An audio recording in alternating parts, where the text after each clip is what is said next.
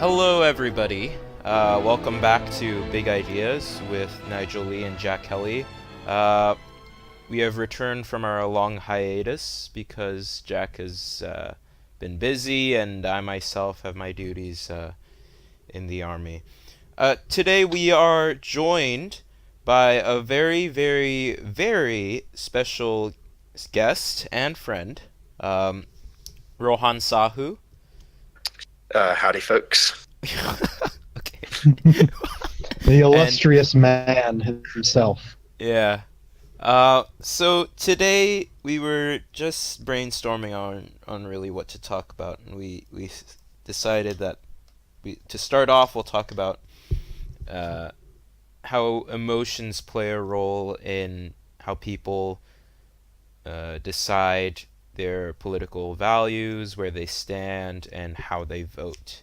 And Rohan was just talking about Sadiq Khan, the mayor of London, and and I was thinking about, in relation to emotion, the current backlash or the backlash that took place against Donald Trump during his state visit to the UK, where they put up a balloon, uh, you know, mocking Trump. Basically, it Yeah, was if you haven't seen it in the news, it was pretty extensively covered. What it was is a giant balloon depicting Trump as a baby, and it was flown over Parliament Square on the day of his visit in. right. Um, so yeah, I think that's actually fairly topical when we're talking about emotional rather than rational responses to what's going on in the political environment. Mm, mm, exactly. Yeah, go ahead. Go ahead. So I mean, uh, obviously, it's not really. In a protest, there's only so much you can get across. It's not like a conversation where you can talk and express different points of view. So in that way, I kind of understand that it's a way to grab attention Mm-hmm. and try and it's not just saying, oh, Trump is a baby. He's just some useless guy who's bitter and angry all the time. In that sense, it's not just an emotional attack. It's also supposed to draw attention to the more political aspects of their protest. So I can respect and appreciate that. It just does kind of seem to me a little bit childish to go through this route. Mm. I mean, obviously, I'm willing to hear what you guys have to say. Yeah, Jack, what are your thoughts on it? Well, I do think it's childish, and I also think that it was a bad diplomatic move on the side of Sadiq Khan for Yeah. allowing that to be flown while Trump was visiting, because that could possibly sabotage relations between what is and what will be the UK's greatest ally in both military and trade, especially, if we're actually going to go through Brexit, Miss May, then relations with the U.S. will be the top priority. So Sadiq Khan I mean, threatening that in that I think you're manner. actually right in that regard, in that Donald Trump did actually seem to take a slightly less welcoming stance towards the government, Theresa May's government, and so on. And he didn't react well to that sort of reception in the UK. Now, I'm sort of the belief that it is a public protest, and they're kind of entitled to do that. It would be, I think, unfair for Sadiq Khan to say, no, you can't express this view because it'll upset someone else. I mean, I generally tend to believe that so long as it's, you know, safe and peaceful, then they should be entitled to protest if they want. And it's sort of the job of the U.S. president then to come in and say, you know what, this is just a fringe minority. It doesn't really represent the British people as a whole, and I shouldn't take that personally, which I Yeah. don't think Trump has done. Yeah. Like, I was just thinking, if I was in such a position that Trump was in, for example, I would have actually gone and like taken a picture with it or something. You know, it it minimizes the damage they're trying to do, and you're Yeah, embracing yeah, their mockery of you. Because at the end of the day, while I am no fan of Trump, I think degrading someone like that, um, when they're making such a crucial visit to your country, you have to look at it from your own national perspective as well, because with Brexit rolling, the U.S. is the only way, or one of the more major trade partners that the UK can have, apart from the EU and its neighboring states. And so to go completely anti-Trump on this matter, which to be honest, I'm quite okay with, you're also sabotaging the future of your country, and it's a bit of a selfish maneuver, in my opinion. Um, you're not going to get anything out of it except for Trump being less open during negotiations, as Rohan stated. The point I'm trying to get across is that as a government official, is it really your position to say, all right, this protest is going to be deleterious to our national interests and therefore we'll prevent it? I mean, I think fundamentally, if you're going to have freedom of expression as one of your core rights, you're right. even if the thing to do that is in line with the tradition of British civil liberty is to allow them to protest, even if it is going to offend the president, who really shouldn't be able to be offended. I mean, that's kind of absurd if you think about it. It's Sadiq Khan was in a tough position. The reason I'm mad with him, and the reason I was talking about earlier that he really irritates me, is that his mayorality, I'm not sure if that's the right term. Seems to be his style of governance seems to be more substance than, more style over substance. So another thing that's happened recently in London is there's been this massive uptick in violent crime, particularly knife crime, right? And a lot of people, there is an argument to be made that the reason that is happening is because he decided that he would massively curb stop and search, or stop and frisk as it's called in the US, I think. Right. And as a result, it's not just that. There's other socioeconomic factors that are causing now to be, more common knife crime and so on. But Jack. No, that was my brother. Just That's fine. That's fine. Anyway, so regardless of the reasons for it, the knife crime is increasing, and his response to it has basically been to sort of like. I was scrolling through my Facebook newsfeed, and I like him on Facebook because I want to see what's going on. Yeah. And his response to it has been basically to create this thing called a London Needs You Alive toolkit, which is basically like an educational toolkit for parents to say to their kids, oh, maybe you really shouldn't carry a knife around, and it's been to like go to schools and say, oh, we need to educate young people about the dangers of carrying knives. And it seems to me that is not really a very effective policy response to an increase in violent crime. Right. It's basic. Yeah. And the thing about Rohan, is that it is an emotional approach to the situation. We're assuming, and this is based off of a book I'm reading right now. I recommend it to any listeners. It's called The Political Brain by Drew Weston. He's a psychologist, an American psychologist, and he goes and gives studies and analysis on how the different political parties in the U.S. ran their campaigns, which reflected how well they did at the polls. But what he talked about was how the Enlightenment thinkers, believed in the dispassionate mind, right? That if we give people evidence and facts, they would weigh it accordingly and make the decision based on the information they have. But in reality, we all think with a passionate mind, right? And at the end of the day, we hark back to fear and insecurities, which lead us to make our decisions. And I think Sadiq Khan's approach to this, it's like an emotional response to it, but it's still assuming that people will, having learned the consequences, having learned the dangers of it, that they would somehow disarm themselves or protect themselves better. I think a wiser response is to maintain a stricter policing measures, and having such educational programs at the same time. I'm not saying that there isn't a role for schools to play and so Right. on, Yeah. but it seems to me that if you've got an upswing in violent crime, the a most immediate response isn't just to say, "Oh, we should try and educate people." But particularly because I don't think it's effective in the regards that people who are out there in situations where they are committing violent crime Yeah. are probably the least likely to pay attention to what's being told to them about it in school, A, and B, what the mayor of London posts on his Facebook feed. So it seems to be sort of missing the point. I think there's a much more rationalist, unemotional response where you can say, all right, we need more policing measures out there. We need more cops on the beat in certain streets. We need, to perhaps reintroduce stop and search.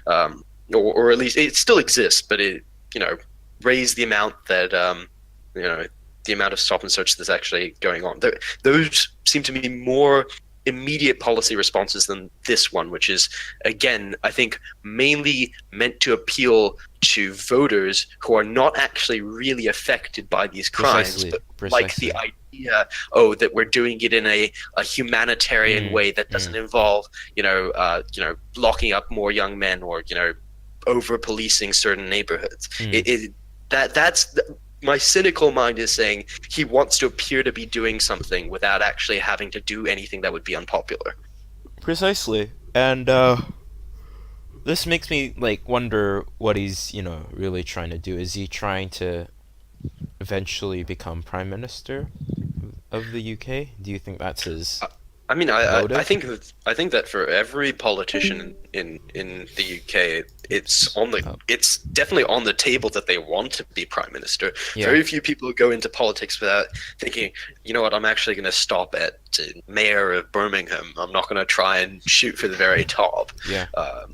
But as to whether I think that he's got plans for the leadership of the Labour Party and the position of prime minister within the next decade, probably not. I think he's quite happy to sit where he is while Brexit and so on happens. Yeah. And he can stay untouched by a lot of the mess that's going on at the top. Because right now he's not really heavily associated with the front bench of the Labour Party, which is more left-wing than it has historically been, or has been for quite some decades. True. And he's not really associated with Brexit either. He's made himself quite abundantly clear that he's against it. So if either of those go wrong, he seems to have clean hands. So I think he's going to try and stay where he is for a while before trying to gun for leadership. That's a plausible analysis. So moving on from the UK, I guess, what else is going on in the world that's piqued your interest? Jack, what's going on in your state right now, in Montana? Well, in Montana, things have been pretty slow for the time being. We just had the primary a few weeks ago. I talked briefly about that on one of the podcasts. So I've just been keeping an eye on what's been going on in that field, and the attack ads on my boy Matt Rosendale. Particularly about out-of-state interests. That's a huge thing in Montana. Is so out-of-state interests. Other parties, as in outside of the state, special interests in trying to influence the election? Well, kind of so one of the things that people criticize John Tester for is 80% of his campaign financing comes from out-of-state donors, particularly in California. So of course. The top of the Democratic Party. Yeah. And one big criticism of Matt Rosendale is that he's not actually from Montana.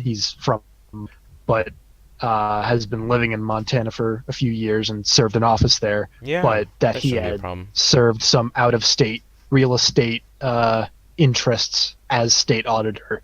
And that's one of his that's a refreshing take. Being worried about your representative not being from the area that he represents. That's quite unheard of in British politics. Yeah, Yeah, exactly. Even in Singapore, I mean, Jesus, Well, I that's a mean, whole Singapore nother is a thing. small island. I mean, if you're from one part of it, and the next district over, or well, constituency over, is only like a mile away. Yeah, So, that's true. But it's, the problem with politicians here, and that's my opinion, by the way, so is that they don't really know the constituency that they're in that well, and there are some members of parliament who are from that respective constituency that which they represent. But the thing about politicians in Singapore is that they take it as like a second job. You know, a lot of them are doctors, lawyers, and things like that, and they actually still practice their respective specialist fields while they are in office. well, So, that's actually not so unusual in Westminster style right. systems. I mean, it's definitely declined now in England. Well, sorry, I shouldn't say England. Great Britain, at least, because. The expected amount of work that a politician is asked Correct. to do nowadays is much It's a lot higher. more. So, Yeah, yeah, you're right. so, And the yeah. thing is that we need more work done by our politicians here, and they're the highest earning politicians in the world, up to 2 million a year. And they still have second jobs and stuff like that. Which does seem Which a I'm little not bit silly against. to me. We I shouldn't mean, ban them from having well, second jobs, but they're yeah. first and foremost, their dedication should be for the country. Yeah. The reason I say it's not necessarily the worst thing in the world for them to have second jobs is because it actually might very well keep them in touch with their constituents. If you still stay, let's say, a teacher or a doctor, you are interacting with people in your locality much more often than necessarily at least in countries that are a little bit larger than Singapore, were you just staying in London, or were you just staying in Canberra? You actually have to go back into your practice or to your school, or what have you, and interact with your constituents on a much more personal level. That's true. That's true. Singapore, I keeps them from I being- can kind of see a counter argument in the sense that Singapore is a very, very small island, and just by necessity of walking to Parliament building, you're running into people who are essentially very similar to your constituents. But Yeah, and I- the issue is that they're paying such high salaries, and the argument is that it prevents corruptibility and things like that. But I used to believe in that argument, but now I've grown to see that politicians shouldn't be. They are civil servants after all. well, I mean, even the civil service in Singapore is spectacularly well paid compared to the rest of the world. Yeah, And that's true. I Well, it think depends on your I think position. historically speaking, for Lee Kuan Yew, Yeah. benchmarking public service pay to the top quartile of the private sector is probably one of the smartest. Oh, Or- get cut off. Prevent becoming a place like Malaysia in Right. at least up until the modern era. But nowadays, I think Singapore is developed enough and has a healthy enough democracy that people wouldn't really just stand for it if politicians Correct. were quote, Exactly. taking bribes. Exactly. So you don't really need to have that level of pay still going on. Yeah. The only remaining argument that I can see for it is that it continues to attract the best talent to the civil service and to the to frontline politics. And that's the Because thing. that way they're not taking. Do we need politicians? And this doesn't just apply to Singapore, but do we need politicians who are per se technocrats all the time, or do we need more politicians who are passionate, who actually care about their constituents, who actually care about what's going on? And obviously, it's a balancing act. But The question is that are these politicians that are being paid this much, are they representatives? Are they supposed to be serving the people in that way? I mean, I can see paying like civil servants who are working in the government but not an elected position. I could see them being paid a high salary because in that case, yes, you are attracting the best and brightest people for the job. But with an elected position, it doesn't matter what your skill level is. It's whether or not you can theoretically represent your constituents. So the pay for that should be minimal, if any.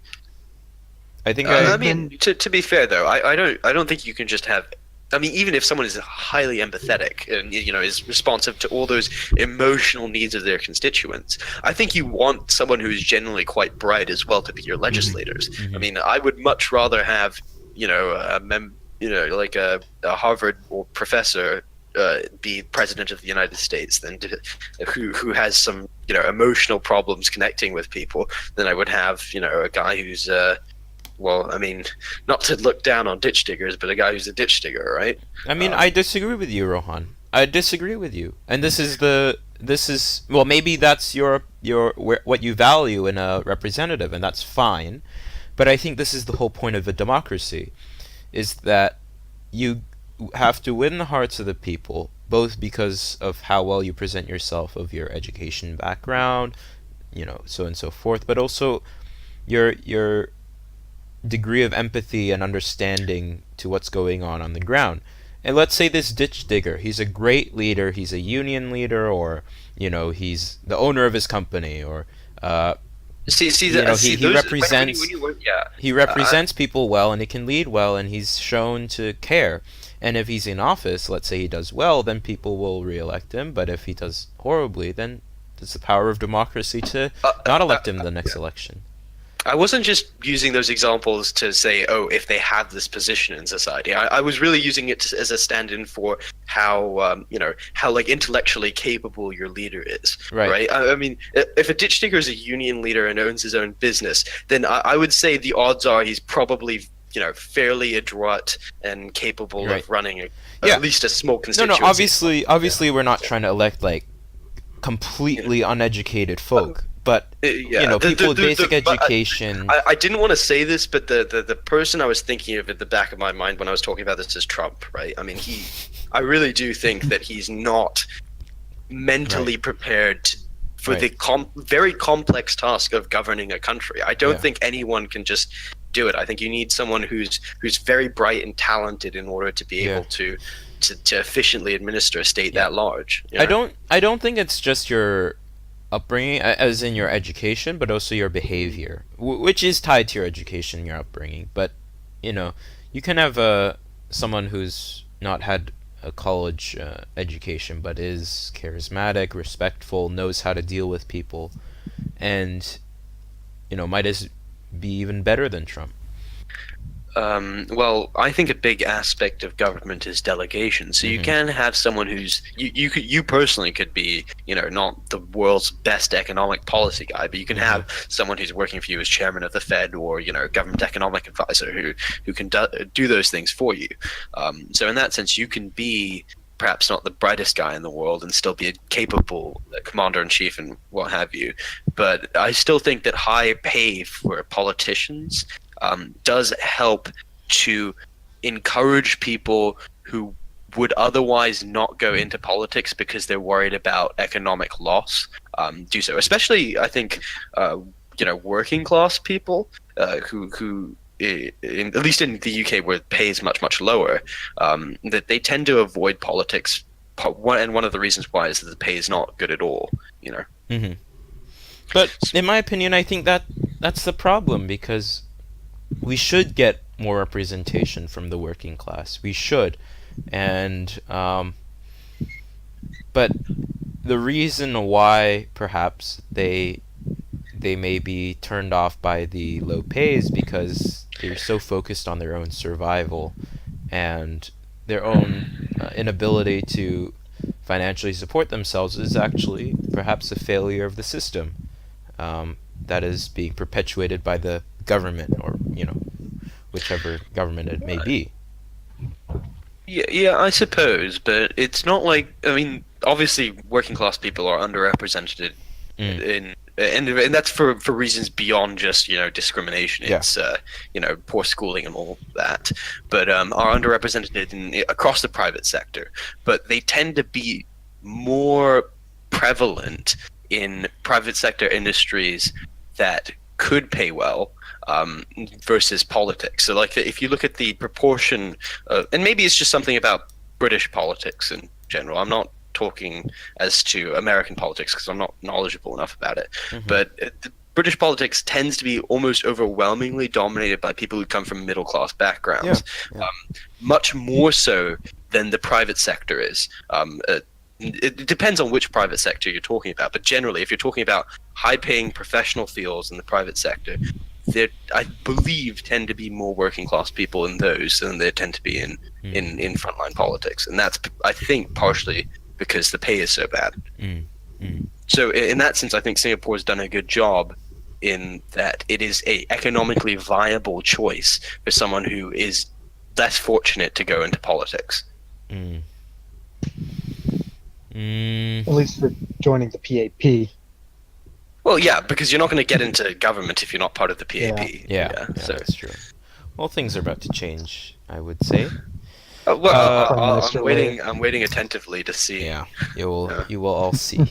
I think Malaysia has set a good precedent to changes in Singapore because Mahathir, a former prime minister and now prime minister as well, has cut the pay of politicians, and that has really challenged the authority of the government in Singapore, which ties back into what Jack brought up about foreign influence from other parts of the country or from other countries, and which makes me think about what's going on with the U.S. about this whole anti-Russia hysteria of the influence in the elections, which, in my opinion, before I yield it to anyone, I think is just blown out of proportion. I really think it is.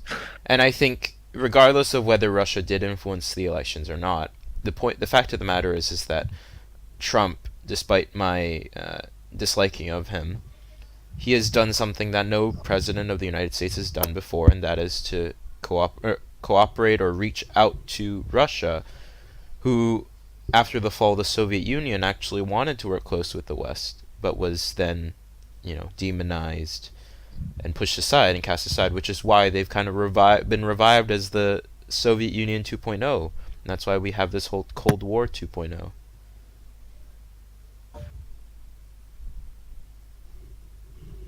Closer to the issue, so go ahead.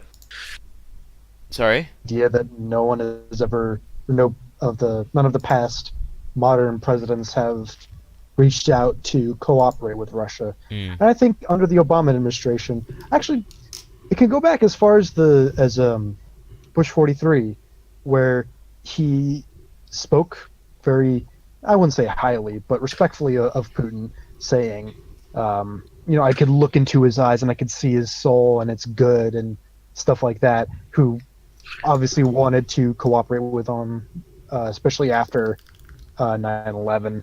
But I want to mention under Obama how there was handled terribly. Of course, there was that like reset button stuff and that nonsense and sort of appeasing, which isn't exactly cooperating if you just let things happen. Yeah. And also giving Russia 20% of America's uranium power output to Russia in a deal. I highly think that's uncooperative behavior.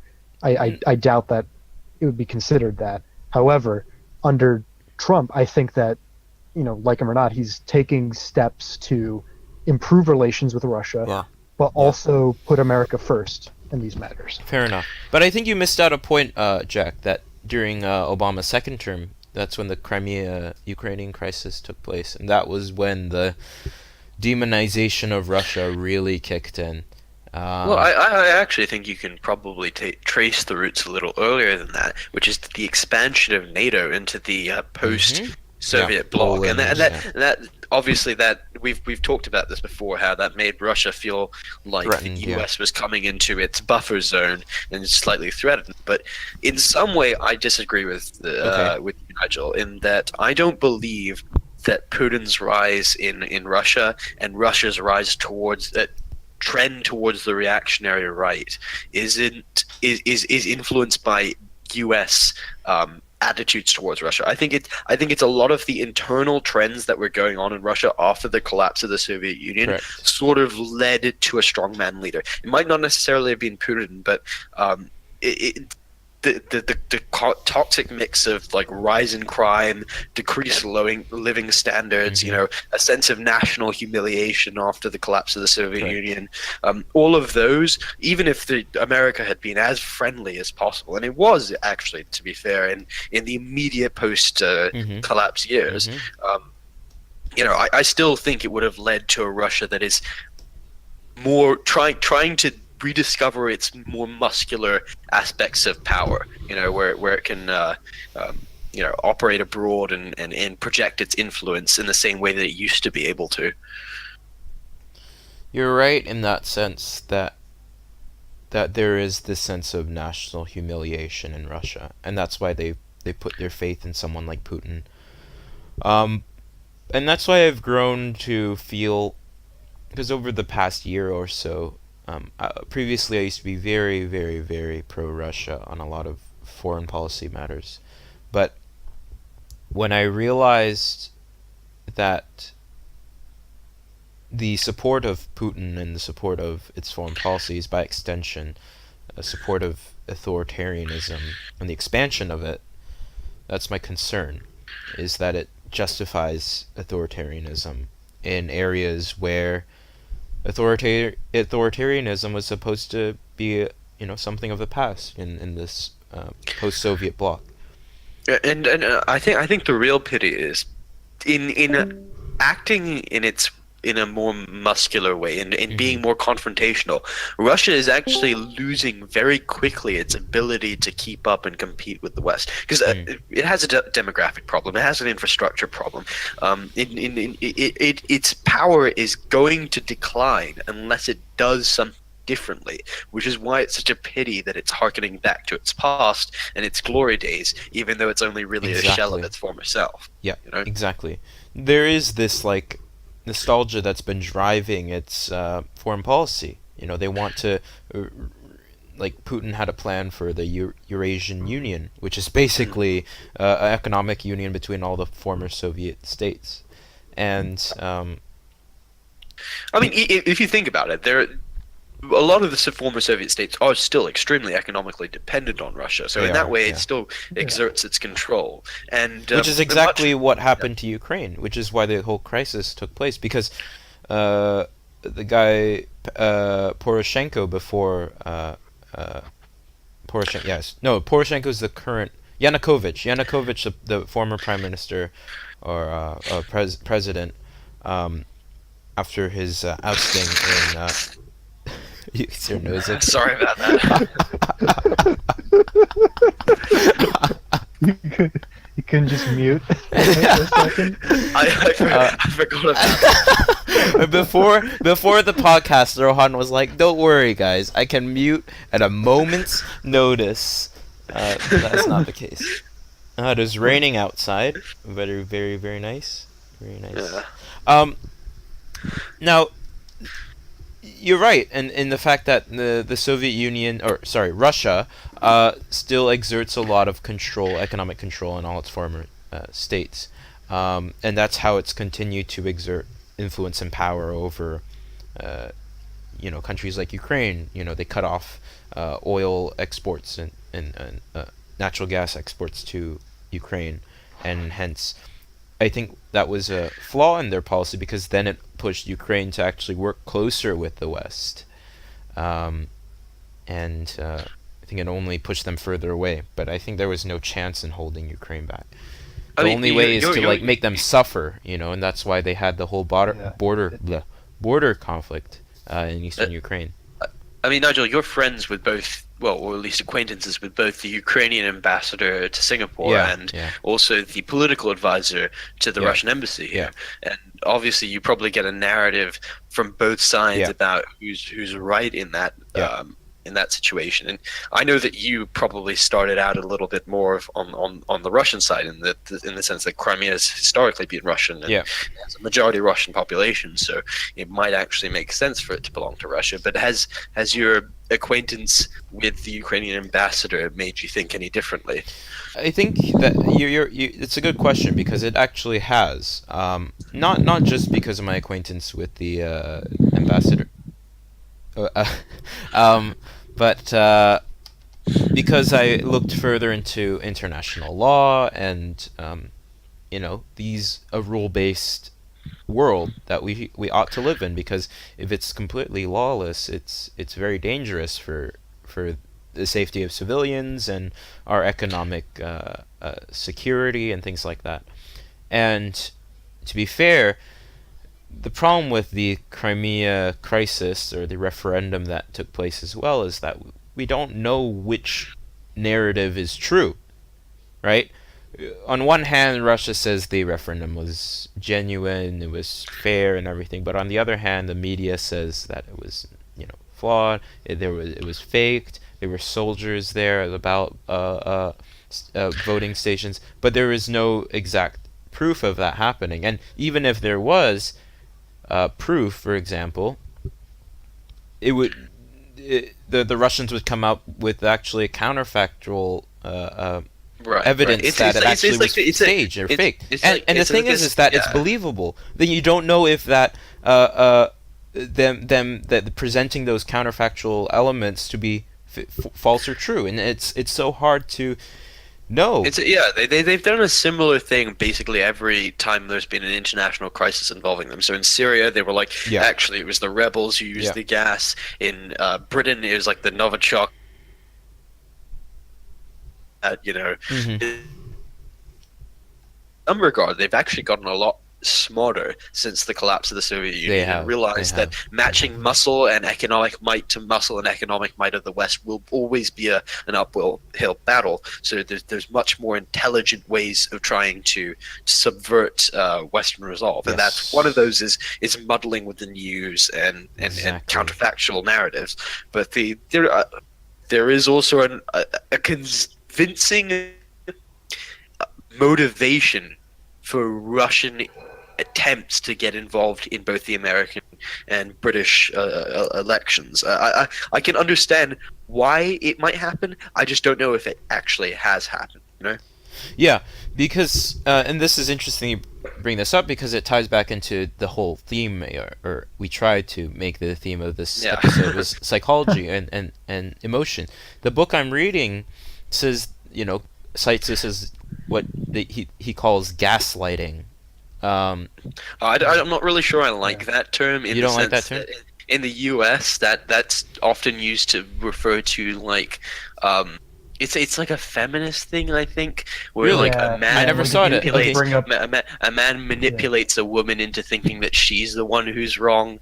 Right. And I'm not relating this to feminism at all. I'm talking this about how governments manipulate the media and things like that. And that's exactly what Russia has done, I think, in this case. Whether they're right or wrong, I don't know. But at least that's the approach that they have taken, to make the reader doubt what is actually going on, and they don't really know who to trust or believe. I mean, I think that there is sufficient evidence that there was at least some sort of contact between Russia and the United States, but I mean the Trump campaign. But at some level, I don't know how much that actually matters. I don't think fundamentally that would have changed the election results. I think Americans, the millions of Americans who voted for Trump, aren't going to tell you that they voted for Trump because Trump got help from Russia.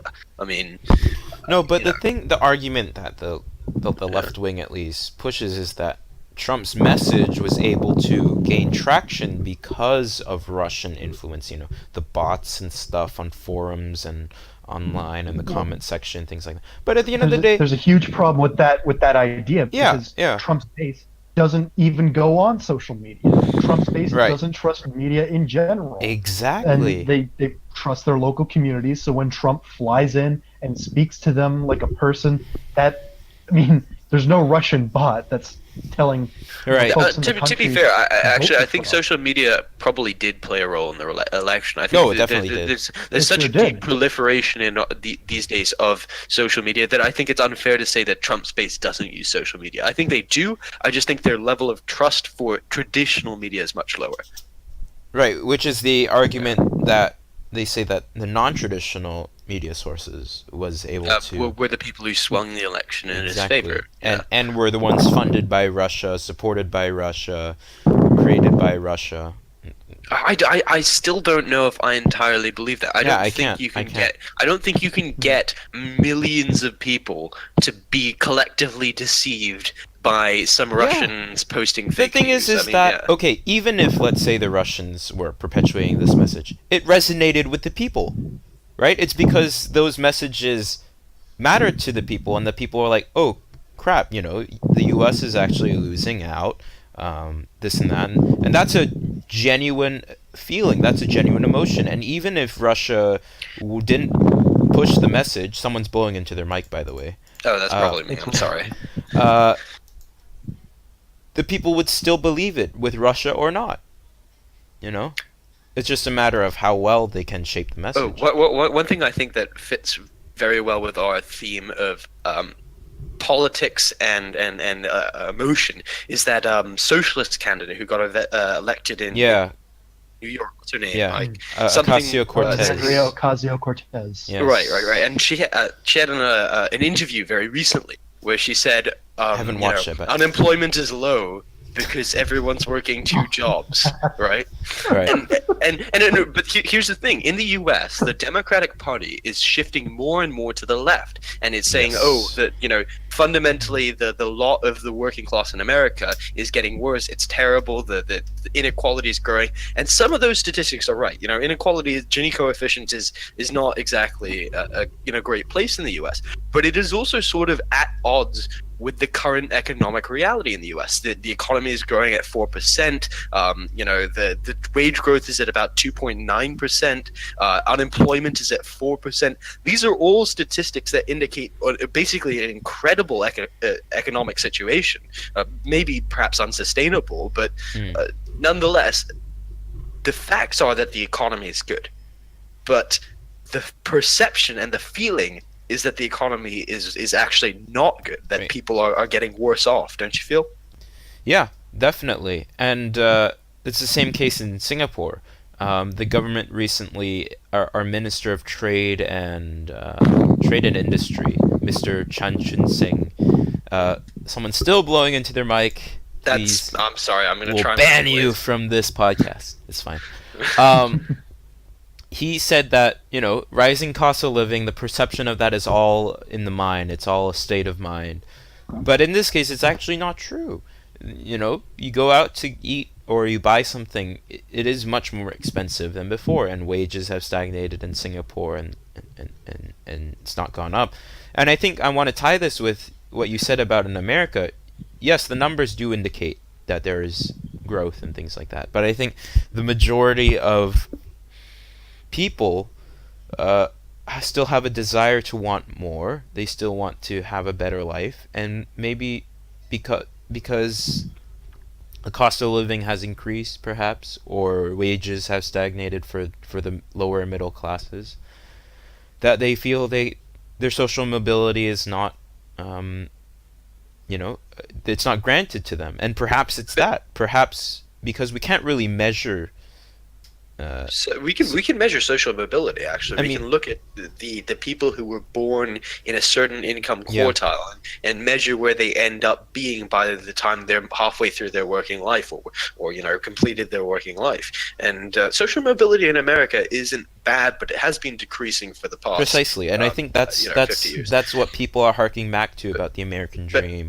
Yeah, but the question I'm asking, and the point I'm making about emotion, basically overtaking facts, is that although yes, it is true that for the past 20 or so years wages haven't really grown very much for the average American, and things haven't really gotten, the economy has grown considerably, but some people in society aren't doing very well, especially people in traditional manufacturing industries and so on. Right now though, things are getting better. Wage growth is up.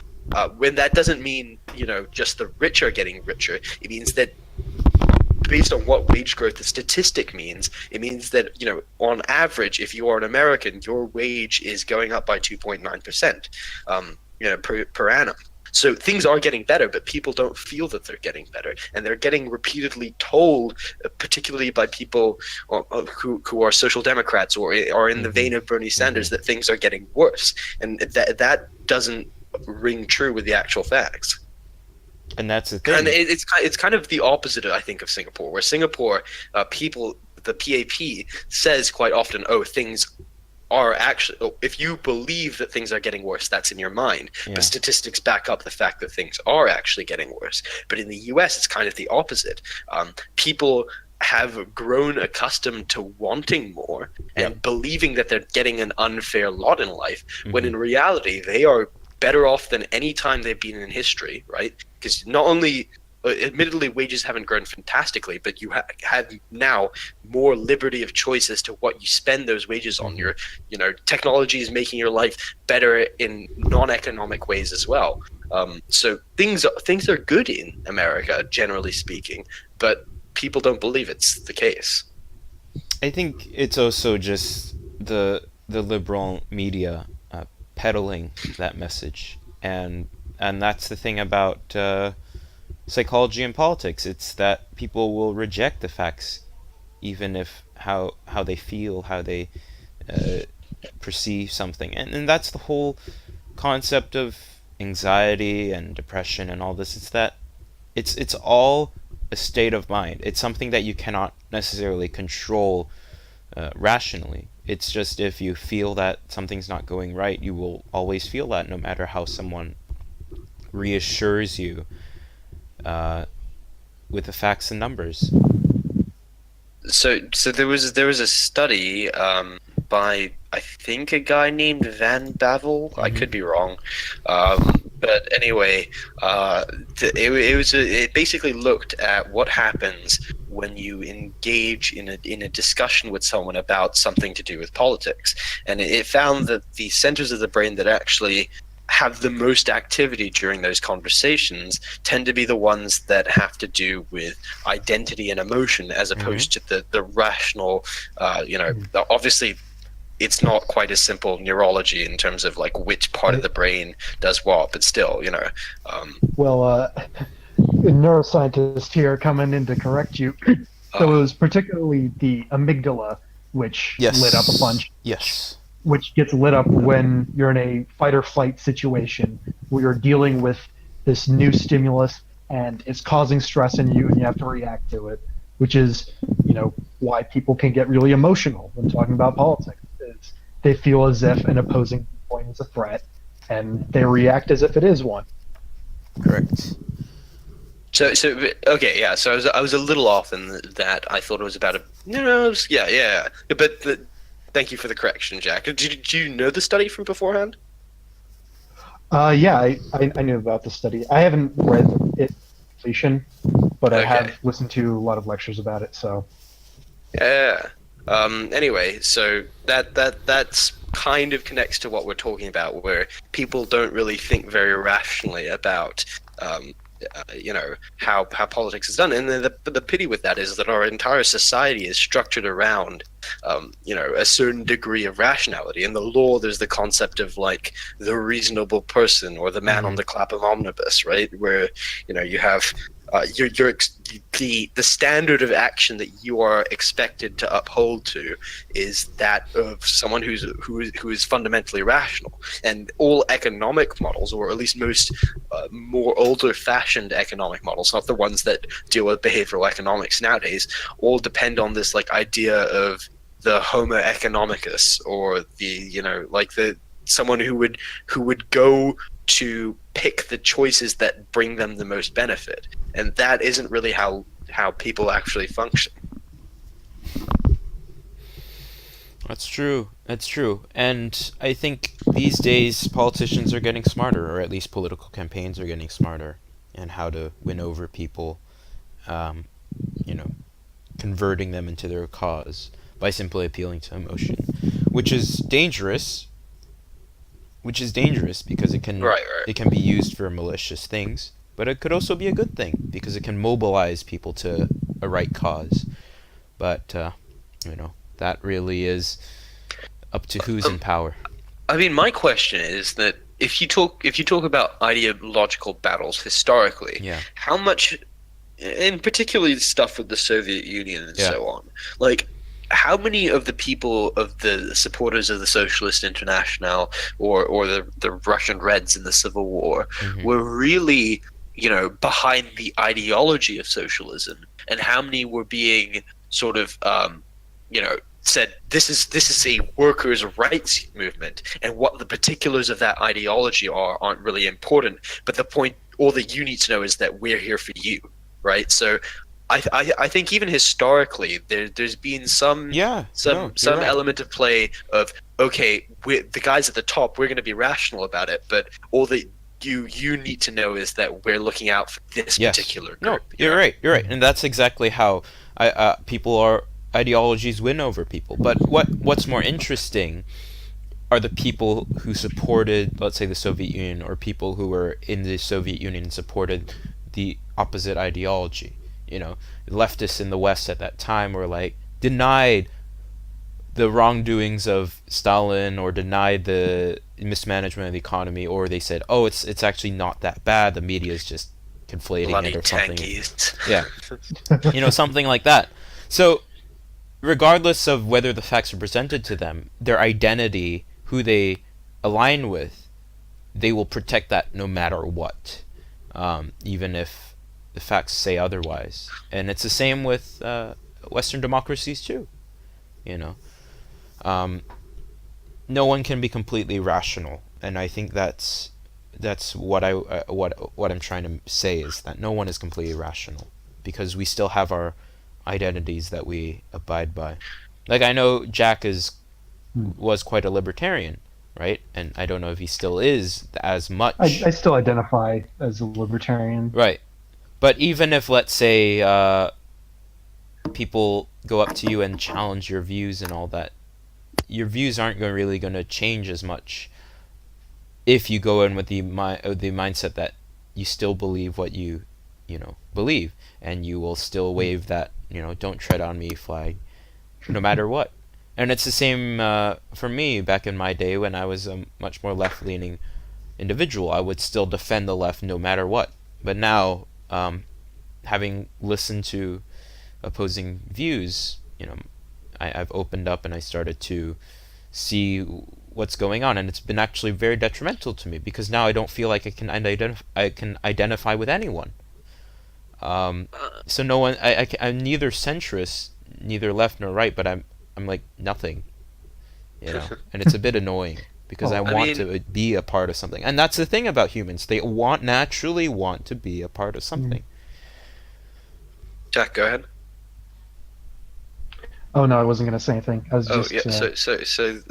I guess the thing that I was going to say is, can you actually really even have proper rational discourse though? Because basically, what rationality is contingent upon, and logic, is that you accept certain things as unprovable yet true. They're postulates, right? Mm-hmm. In at least in formal arithmetic logic, right?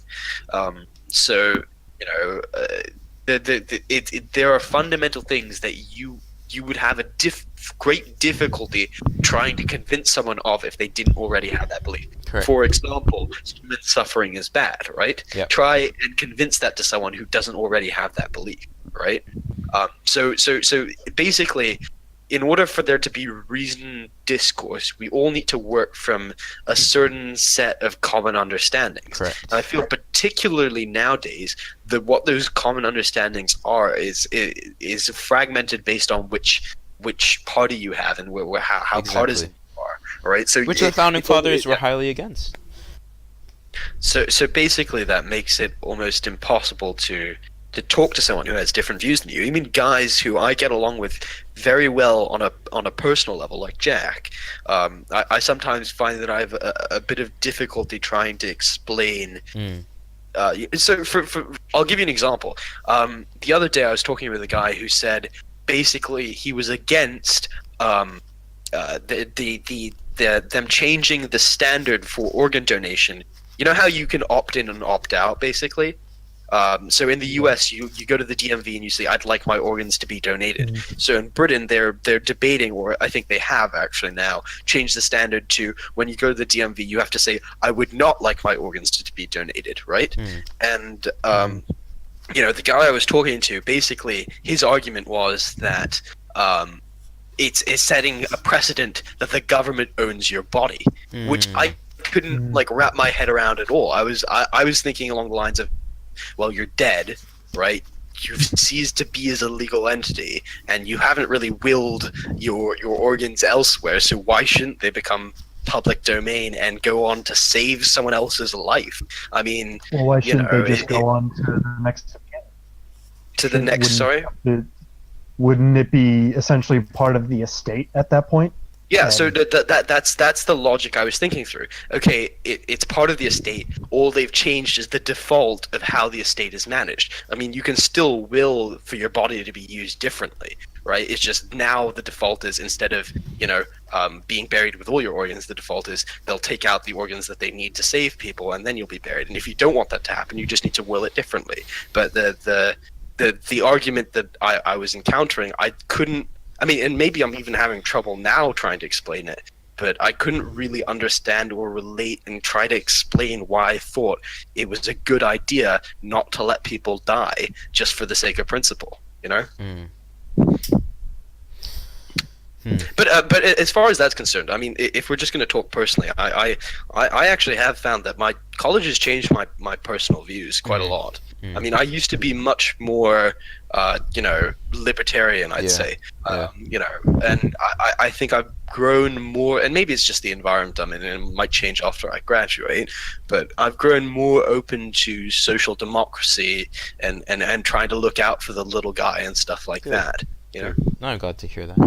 But I think, really, regardless of ideology, and I think this has only been bolstered because I was reading John Stuart Mill. Someone's still breathing into their mic. We know who that is. Rohan, please. I'm sorry. Rohan, stop breathing. Stop breathing. Stop. Just stop. Is that it's not about our ideology that needs to be won over to other people, but the truth, and the truth, but nothing but the truth. And the only way we can stand by the truth is to actually accept that lies are out there and actually listen to them, because it actually helps bolster the truth if we listen to lies and challenge those lies with the truth. But now the problem is that the evolution of political socialization in social media is that the truth, as we talked about in the middle bit of this podcast, is that the truth is so subjective now, which is a problem.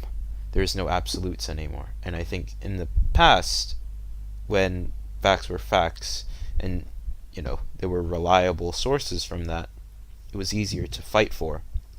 And now we're at a point that the truth is so subjective, and I think that is what's leading people to be swayed to different ideologies, unquestionably. And I think that's the problem.